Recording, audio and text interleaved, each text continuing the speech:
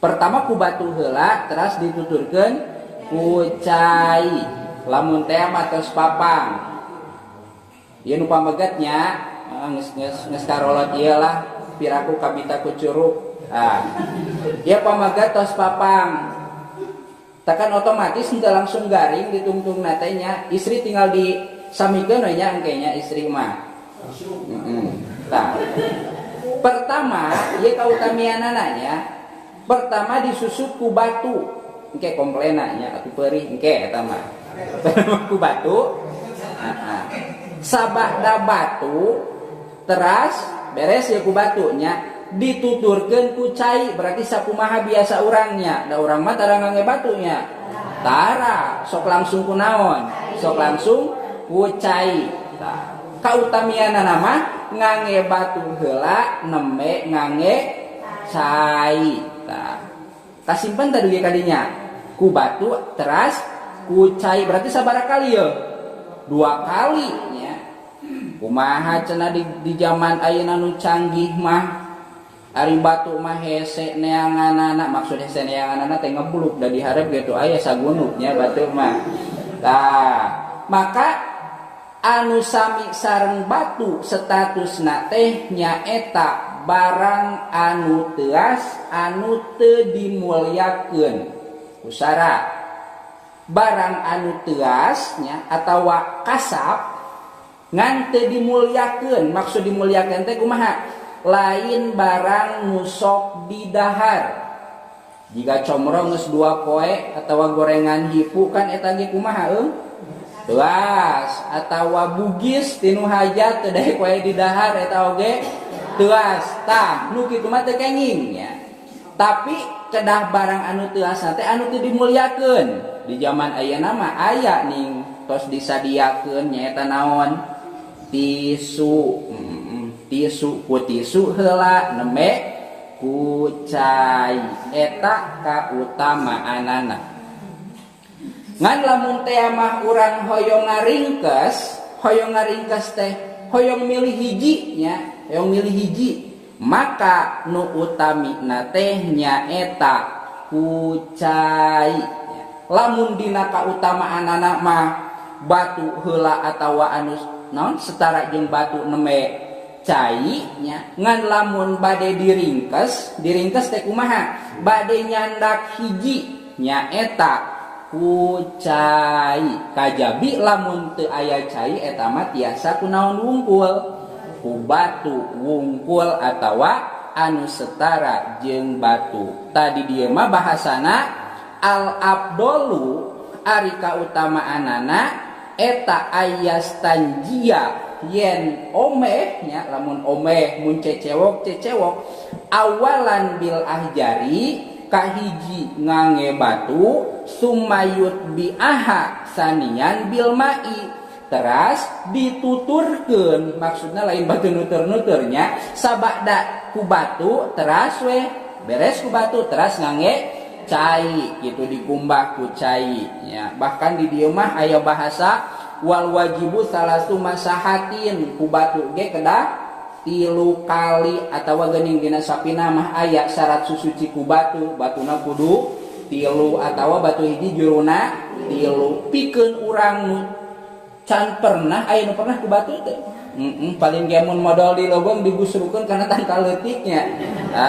Nya atawa ajen teuing teu omeh urang mah eta nya utamana mah ngangge batu heula 3 usapan. Lamun nu pamegat teh mah berarti ku batu. Lain gesrek meureun da peurihnya usap buang. Lamun batuna eta hiji-hiji usap buang atawa lamun batuna juru 3. Maksud juru 3 teh sanes berarti segitiga nya. Tapi eta batu tiasa diangge 3 kali bari si najisna teh henteu paantel. Masing batuna buleud ge ari gede makan tiasa. Pertama digesekkeun nu ieu, tuluy diiserkeun, geserkeun nu ieu, diiserkeun, geserkeun nu ieu. Maksud batu anu 3 juruna teh sanes batu anu segitiga nya. Sanes kitu maksudna. Pedah baheula geuningnya batuna mah kedah 3 atawa hiji anu juruna tilu maksudna lain batu juru tilu jika segitiga da pas juru nama komo meureunnya nyeri bisi seukeut teh batu maksudna eta batu anu hiji teh tiasa digosokeun tilu tempateun sehingga lamun batu buleut teh mah pertama belah dieuna geserkeun atuh belah dieuna geserkeun atuh belah dieuna tah maksud batu hiji juru tilu teh sapertoskeun kitu batuna mah rek buleut rek juru tilu rek segi opat atawa rek kumaha we batuna mah anu sakira-kira eta batu teh teu milaraan maksud milaraan teh henteu mantap ngaraheutan ieu anu digosokna nya atuh ari ku batu naon eta batu split ngaranna teh atawa batu anu meunang eta mah kan heuras naon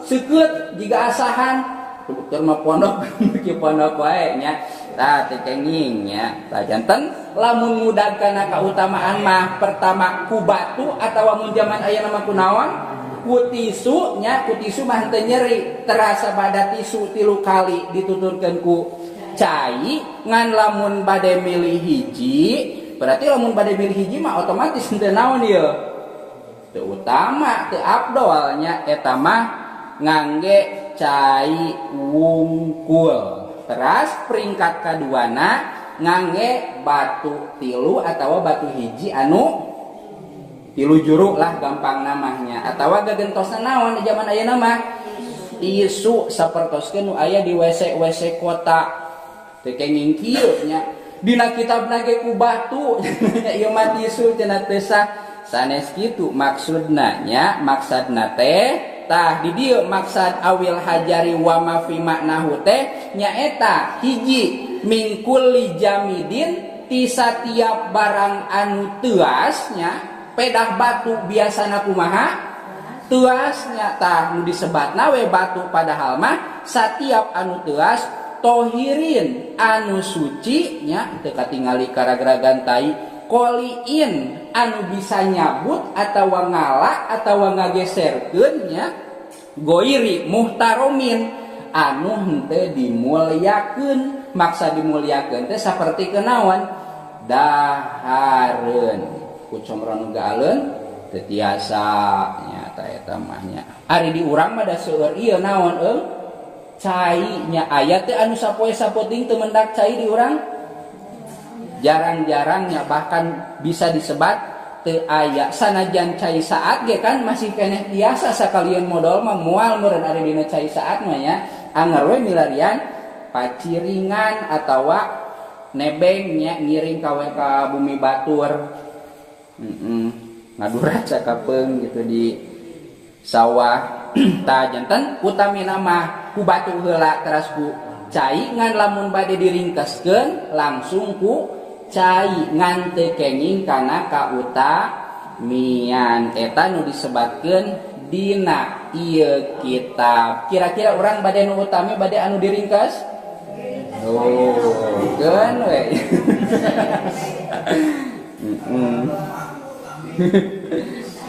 nu penting anu utamina terang ya tah cenah urang mah bade diringkes ku cai hungkul mangga cenah di kebon da eueuh cai mah rek ku batu cenah di imah ge aya cai aya batu atawa aya cai aya tisu ngan urang mah hayang ku tisu lebar ieu murah nang meuli tina TikTok loba teuing tisu mangga bade ku tisu hungkul oge nya